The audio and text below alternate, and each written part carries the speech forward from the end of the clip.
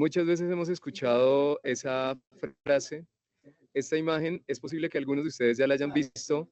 Fue publicada por Daily Telegraph, un periódico londinense, en la que se muestra las actuales circunstancias de hambre que está pasando el pueblo palestino. Una madre palestina tiene a su hijo de escasos años de edad famélico en sus brazos. Pero no es la única imagen que han aparecido en los medios de comunicación. Si están viendo ya la segunda imagen, van a encontrar a otra madre palestina con su hija, nuevamente famélica en brazos.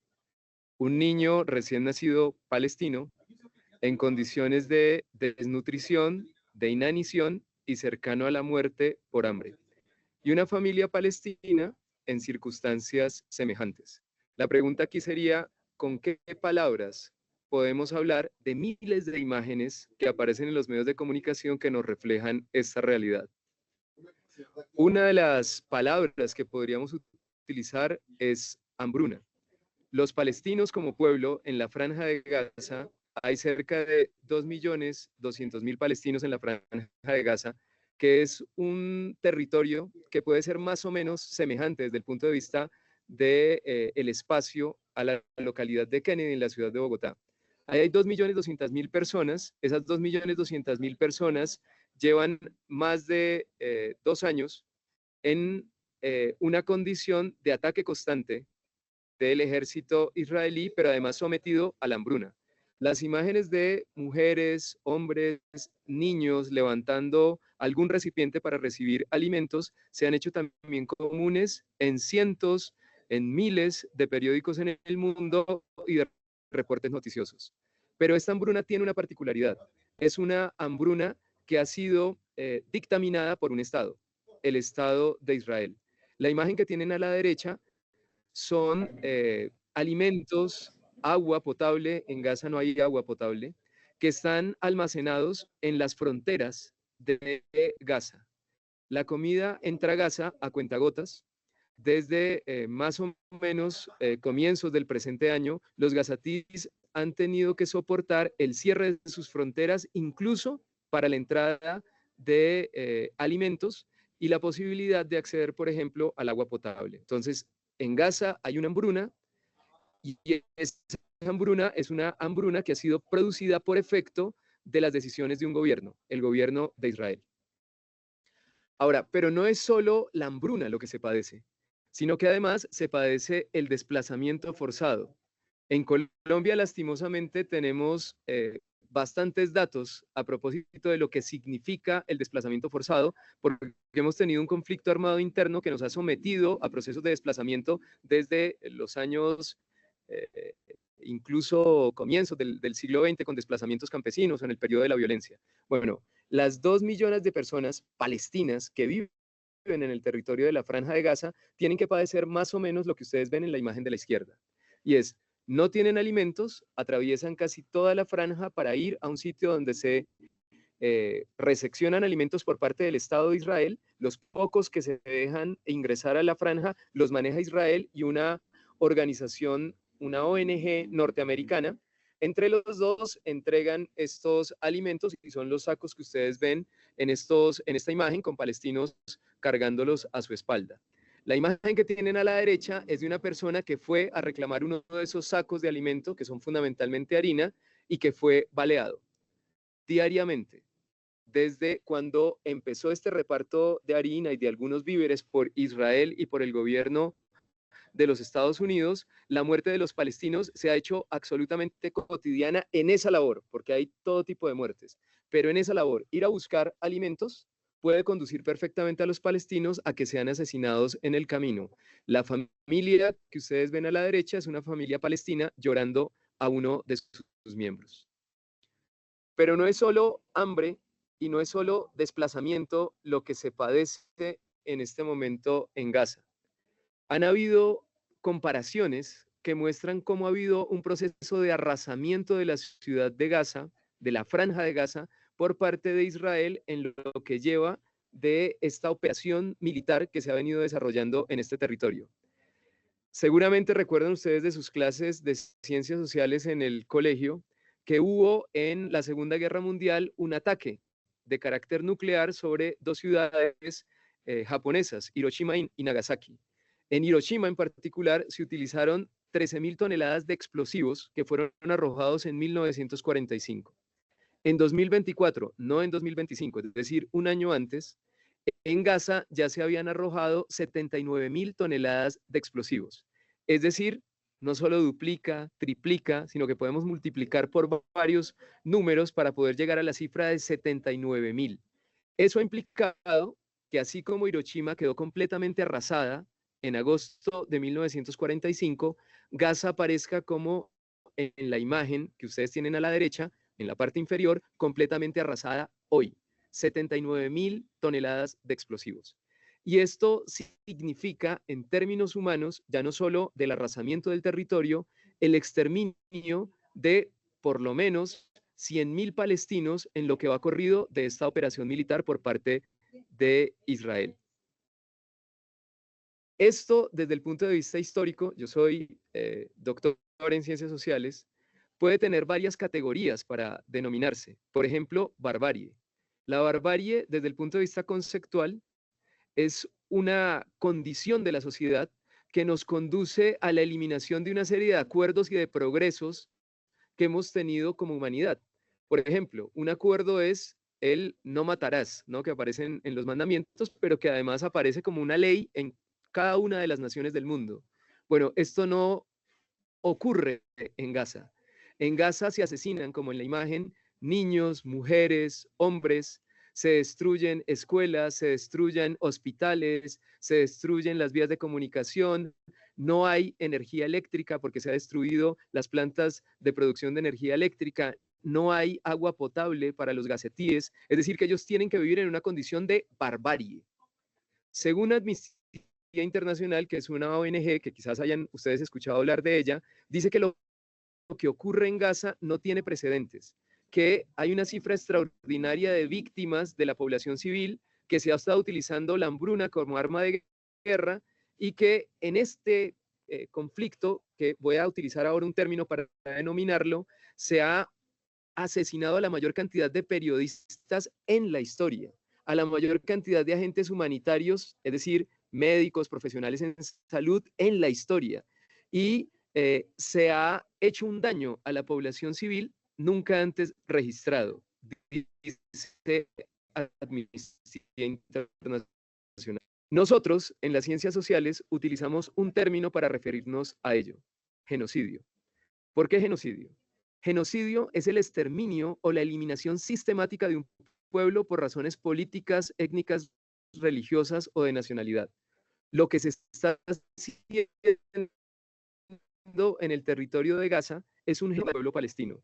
Se le quiere eliminar del territorio palestino, bien sea porque se les asesina o bien sea porque se les expulsa del territorio palestino. Eso ocurrió en la historia en otros momentos, que hubiesen políticas por parte de los estados de eliminación o de exterminio de un pueblo. Los judíos tuvieron que afrontar una condición semejante en la Segunda Guerra Mundial. La imagen de la izquierda es la de judíos en campos de concentración nazi en la Segunda Guerra Mundial. La imagen de la derecha es la de un habitante de Gaza en 2025. Y por eso dice ahí, no es Auschwitz en 1945, no es un campo de concentración alemán, es la imagen de un poblador del territorio gazatí en este momento. Ahora, ustedes podrán decir, genocidio tiene una carga política muy fuerte como término, y decir que es un genocidio desde el punto de vista del derecho internacional es una denominación bastante fuerte. Sin embargo, no soy yo el que utiliza exclusivamente el término. La persona que ustedes tienen a mano izquierda fue soldado del ejército israelí, se llama Omer Bartov, es profesor especialista en genocidio de la Brown University en Estados Unidos. Es decir, este señor se ocupa de estudiar lo que es el genocidio y siendo judío y habiendo sido parte del ejército israelí, dice lo que ocurre en Gaza se ajusta a la definición de genocidio. Es el intento de destruir a un grupo como tal. ¿Qué grupo? Los palestinos. La mujer que tienen a la derecha estuvo recientemente en Colombia, se llama Francesca Albanese, es la relatora de Naciones Unidas para Palestina, que ha venido denunciando desde octubre de 2023, que es cuando arranca este proceso genocida contra los palestinos, por lo menos en su fase actual, luego me voy a referir a eso, y abiertamente el genocidio israelí en Gaza no se para porque es lucrativo, hay gente haciendo dinero con ello. Además, organizaciones no gubernamentales dentro de Israel dicen abiertamente que es un genocidio y a nivel internacional, la Corte Penal Internacional ha dicho que presume que puede haber un genocidio en Gaza desde el punto de vista jurídico y se han aperturado procesos en contra de Benjamín Netanyahu, que es el primer ministro israelí, por el delito de genocidio. Es decir, utilizar el término no es un asunto menor, sino que tiene que ver con todo un desarrollo que se ha dado en los hechos y que ha permitido inclusive a los especialistas o a la justicia internacional hablar de genocidio. La diferencia entre este genocidio y el genocidio del pueblo judío en la Segunda Guerra Mundial es fundamentalmente que nosotros lo estamos viendo en vivo y en directo. Los campos de concentración nazis en el periodo de la Segunda Guerra Mundial en contra de los judíos muchas veces podía decirse no se conocían. No existían medios de comunicación que declararan que esto estaba sucediendo, que se denunciara que estaba habiendo esta campaña de exterminio en contra del pueblo judío. Bueno, en este momento nadie en el mundo, ningún gobierno y casi que ningún ciudadano podría decir que no ha visto esas imágenes de hambre, de arrasamiento, de exterminio del pueblo palestino en Gaza. Es decir, que este es un genocidio, pero que se transmite en vivo y en directo. Ahora, me podrán decir, y seguramente pueden tener razón, porque los medios de comunicación han hecho bastante énfasis en esto, en que hay una idea que más o menos se comparte hoy por muchos, y es que todo comenzó el 7 de octubre de 2023, es decir, ya estamos cercanos a los 2 años. Sin embargo, hay un procedimiento de parte de sectores de la resistencia palestina, hubo una intervención militar que tuvo actos de terrorismo por parte de la resistencia palestina, que el Estado sionista de Israel plantea es fundamentalmente el momento en el cual ellos toman la decisión de hacer todo lo que les acabo de mostrar. Inclusive habría una pregunta. Así haya habido un acto terrorista, ¿es justificable que se haga lo que les acabo de mostrar a un pueblo? ¿Es justificable que el pueblo judío, que padeció un genocidio en la Segunda Guerra Mundial, desarrolle hoy un genocidio en contra del pueblo palestino? Son cosas que me interesa que ustedes puedan pensar. Sin embargo, mi respuesta a la pregunta, ¿todo comenzó el 7 de octubre de 2023? Es no. Lastimosamente, no es de esa manera. Gaza ha sido bombardeada no desde 2023. Gaza ha sido bombardeada y destruida desde mucho antes. Las imágenes que ustedes tienen en este momento en la pantalla, ¿sí me están escuchando? Es que escucho por ahí. Sí, sí, señor. Ok. Las imágenes que ustedes tienen en la pantalla son de bombardeos en contra de Gaza de 2000.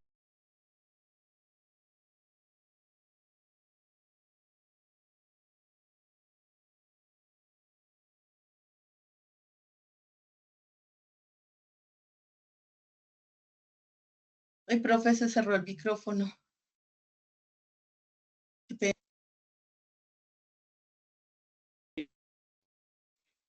Ok, qué pena. ¿Ya me escuchan ahí? Sí, sí, señor, sí se escucha. Ok. Les decía, las imágenes que ven en pantalla son de Gaza no en 2023 o a partir de 2023, sino que son imágenes de 2008, de 2009, 2012, 2014, 2021, 2022, porque Gaza ya había sido bombardeada antes. Es decir, que este tipo de procedimientos en contra de este territorio no nacen en 2023, sino que tienen toda una trayectoria histórica que ha hecho una y otra vez cosas semejantes con el territorio gazatí. Incluso, uno podría preguntarse, pero ¿por qué hay un pueblo en Gaza que desarrolla un Estado que es limítrofe con él, como el Estado de Israel. Tiene que ver con un asunto que voy a explicar un poco más adelante, pero inicialmente quisiera ubicar esto. Gaza, además de ser bombardeada, ha sido bloqueada. El documento que ustedes ven en pantalla, al lado izquierdo, dice Gaza en 2020, un lugar inhabitable. Es un documento de 2012 de Naciones Unidas. Lo que se está preguntando Naciones Unidas en 2012 es si es posible que las personas en Gaza puedan habitar ese territorio bajo las condiciones que el Estado de Israel les había impuesto. Para darles solo algunos datos de la Gaza bloqueada, el 60% de los jóvenes en Gaza estaban en el desempleo. El 80% de las personas en Gaza antes de 2023 vivían de la ayuda humanitaria que llevaba Naciones Unidas. Los gazatíes no tenían acceso libre al agua y a la electricidad, sino que lo hacían bajo condiciones que imponía Israel. Eso implicaba que era posible que pasaran días o semanas sin acceso a alguno de estos servicios. Los gazatíes no pueden construir sin autorización de Israel. Cuando Israel entiende, puede ser cualquier cosa, que ponga en peligro a Israel, tumba lo que se ha construido. Por ejemplo, ustedes pueden encontrar documentales de escuelas que fueron destruidas una vez porque Israel consideraba que no debían construirse. Esas condiciones hacen que Human Rights Watch hable de Gaza como una prisión al aire libre. Y Ilan Pappé, que es un historiador judío, junto con Noam Chomsky, que es un profesor norteamericano que quizás ustedes hayan escuchado, decía que a Gaza se la estaba convirtiendo en la prisión más grande del mundo. A eso me refiero con Gaza bloqueada. Ahora, Gaza no es la única zona en la cual viven palestinos. Palestinos viven también en una zona que se llama Cisjordania. Cisjordania también viene siendo objeto de operativos militares en los últimos meses, pero la imagen que ustedes tienen en pantalla, que es la de un video, vamos a ver si se puede reproducir.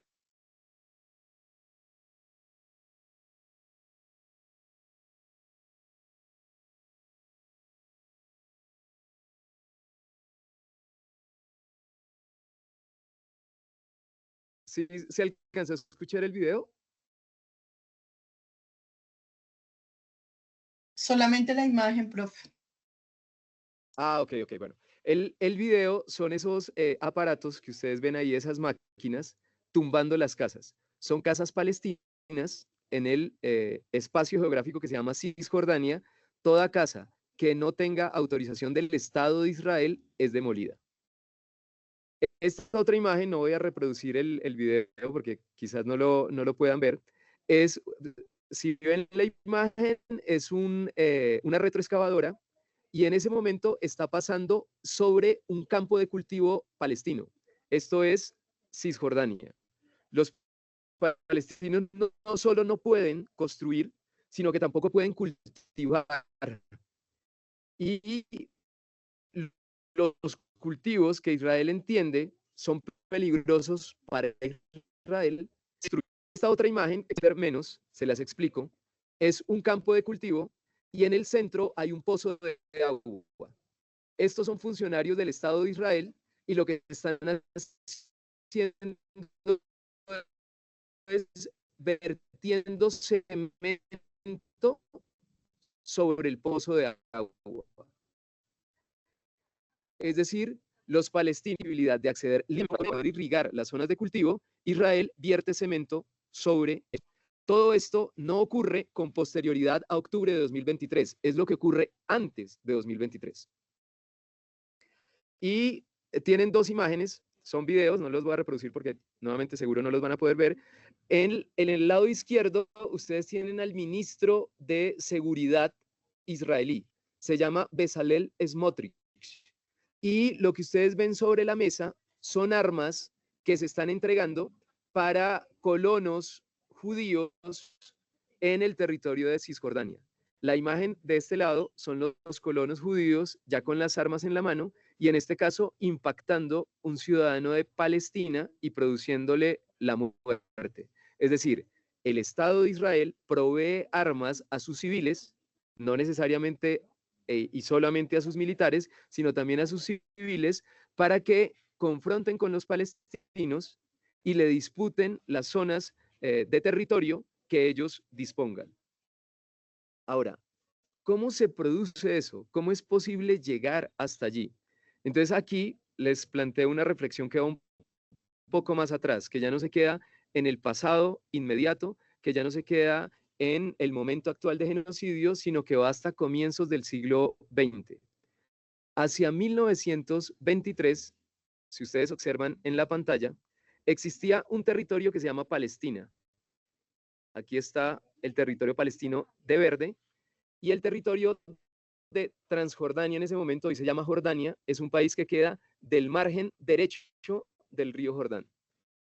Esta zona estaba dominada por el imperialismo británico, es decir, los ingleses, el soldado que está acá es un soldado inglés, tuvo control luego de la Primera Guerra Mundial de este territorio. Ahí existía un país que se llamaba Palestina y estos señores que están frente al arma del soldado inglés son palestinos, que están siendo sometidos a la dominación de Inglaterra en este territorio. Para colocarles una analogía, sería como cuando los hoy colombianos estuvimos sometidos y dominados por el imperio español. Este sería un soldado español y esto seríamos nosotros como colombianos en el territorio de nuestro país. Esta circunstancia es comienzos del siglo XX en el territorio de la Palestina histórica. Pero hacia 1947 se toma una decisión en Naciones Unidas y es que los judíos que han sido perseguidos,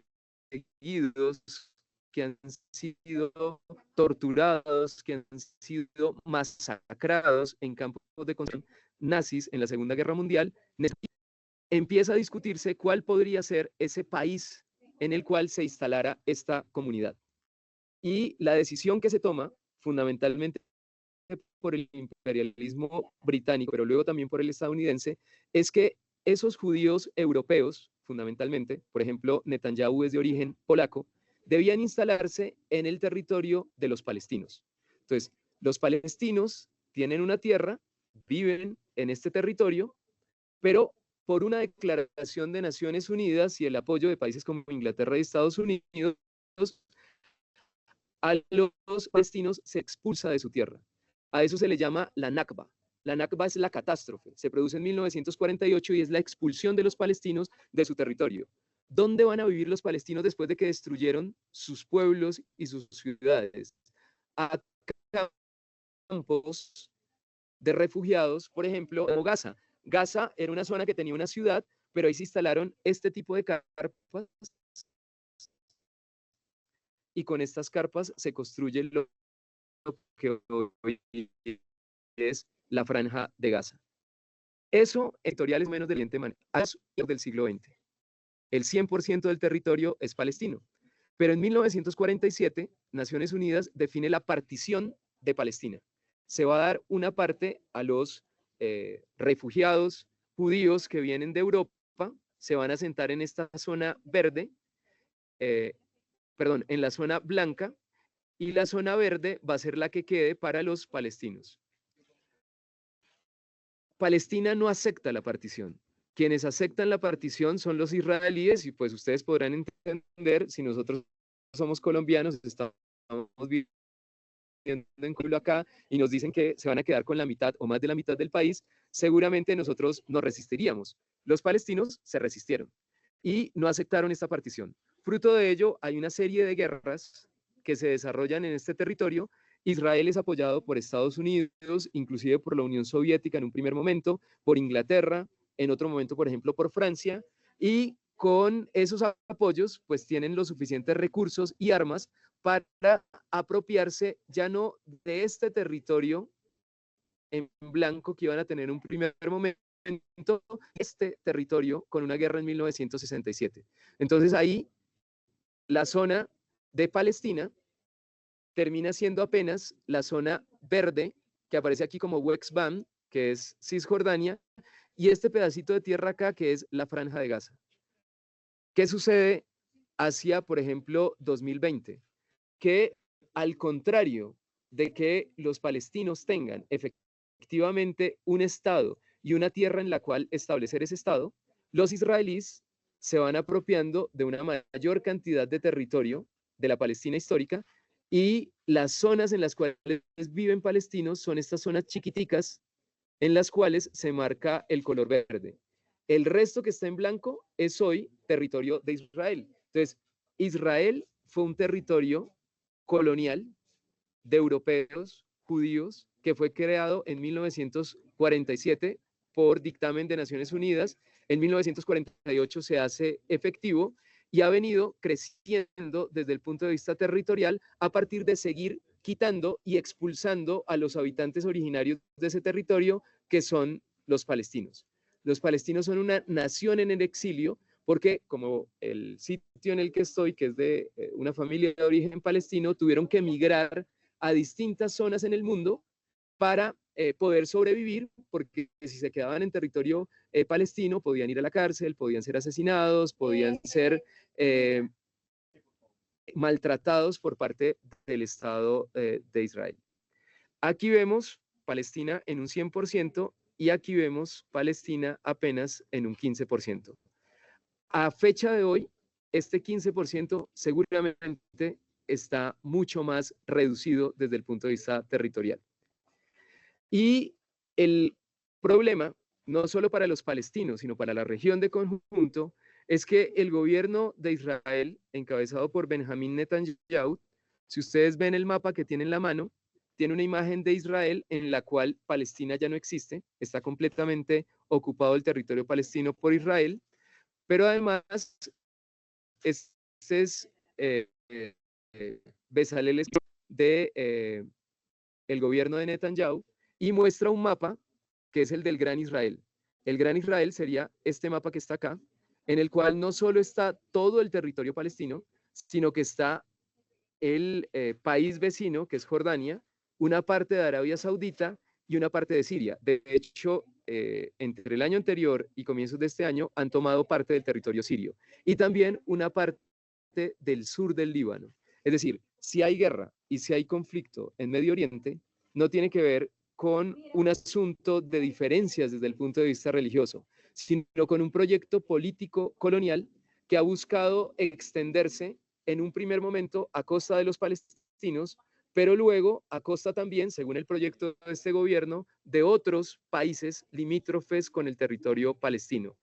Esto implica que realmente las posibilidades de paz en Medio Oriente son mínimas si este proyecto se sigue desarrollando y llevando a cabo, porque implicaría la confrontación por el territorio de los países vecinos. Este mapa que está acá es este mapa que está acá.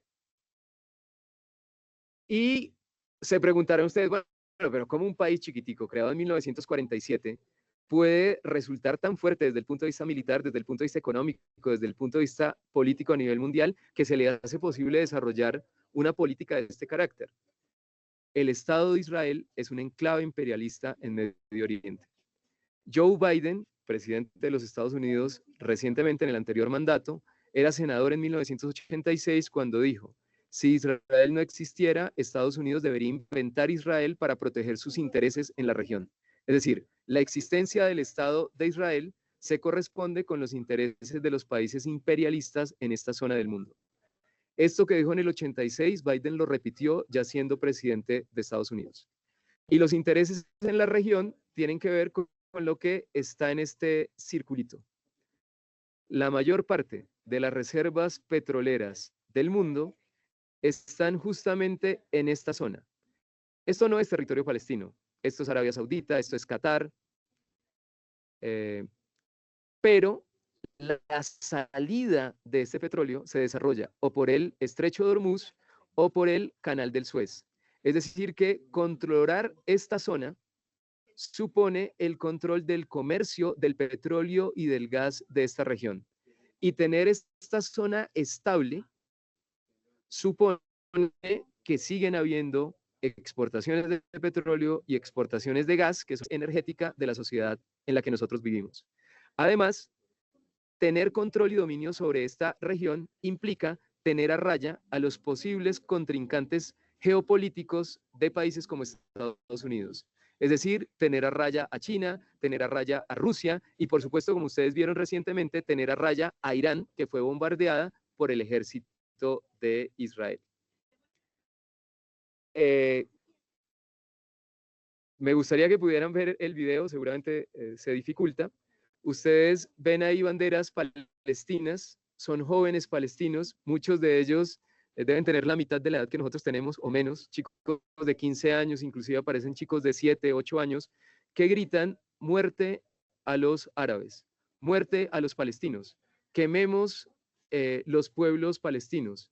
Eso está de manera muy ampliamente extendida en el pueblo que habita el territorio de la Palestina histórica y que se conoce como Estado de Israel.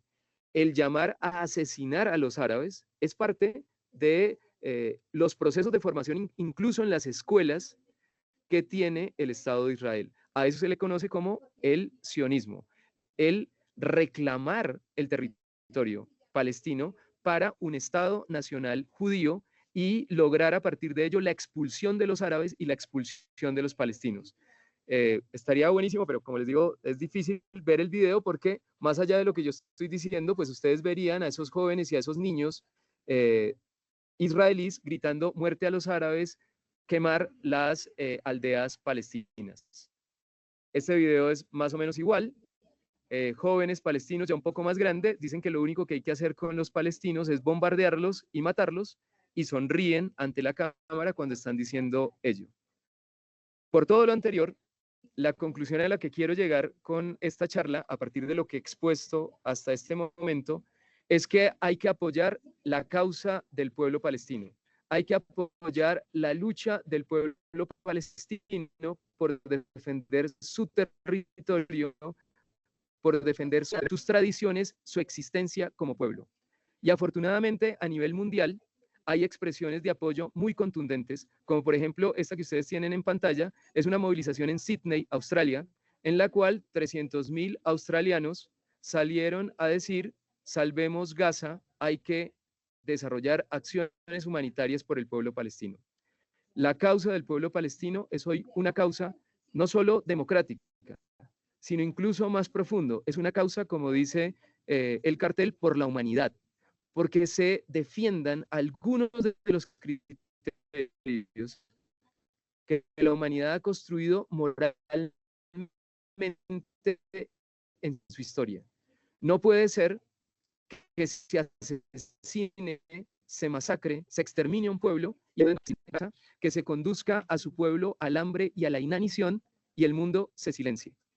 El final de esta charla es una invitación para que todos y cada uno de ustedes piensen a partir de las preguntas que les he hecho, piensen a partir de la narración que les he hecho, si no es digno, si no es justo apoyar al pueblo palestino y a su causa. Para mí lo es totalmente y lo es urgente en este momento. Muchas gracias.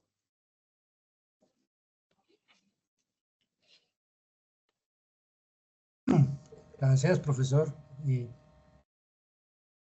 compañero, por brindarnos esa charla tan importante.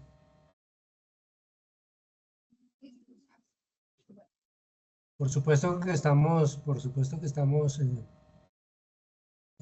en la lucha de siempre que ha tenido la humanidad contra el odio y contra el fascismo, y esta nueva cara que tiene el fascismo, que es el sionismo.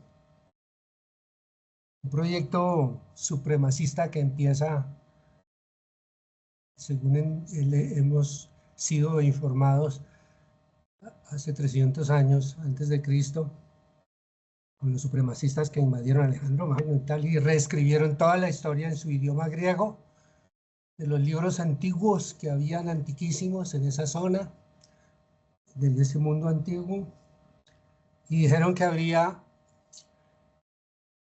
tomaron un libro que se llama ahora Deuteronomio, donde se plasma un mito que fue retomado en la Europa supremacista y racista del siglo XIX, el mito que está en el Deuteronomio del pueblo de Dios, elegido por Dios, y que tiene una tierra prometida.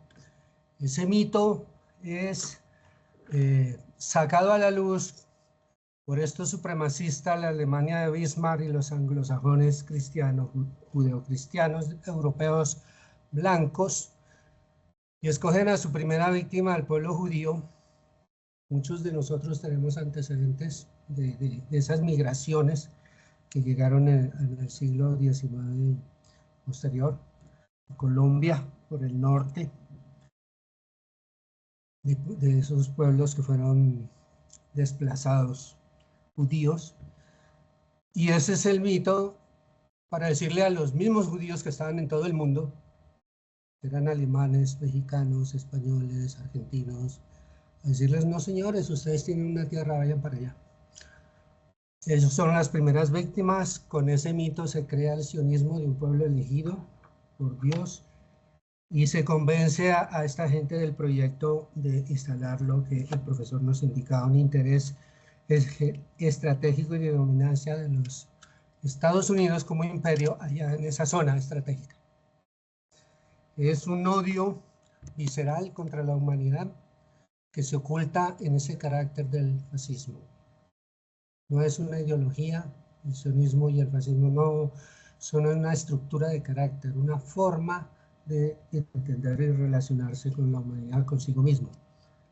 Una forma simplista y de odio, donde solo el que es igual a los blancos merece la tierra prometida, el mundo, los judíos su país chiquitico y los demás esclavizados. Eso es. Muchas gracias, profesor, por hacernos reflexionar este tema. Y a ustedes, compañeras y compañeros, por recibir mis palabras. Muchas gracias. No, al contrario, muy agradecido con ustedes por permitirnos el espacio y por supuesto si tienen preguntas, comentarios al respecto, de acuerdo a cómo sea la metodología, pues aquí estoy dispuesto para escucharlos.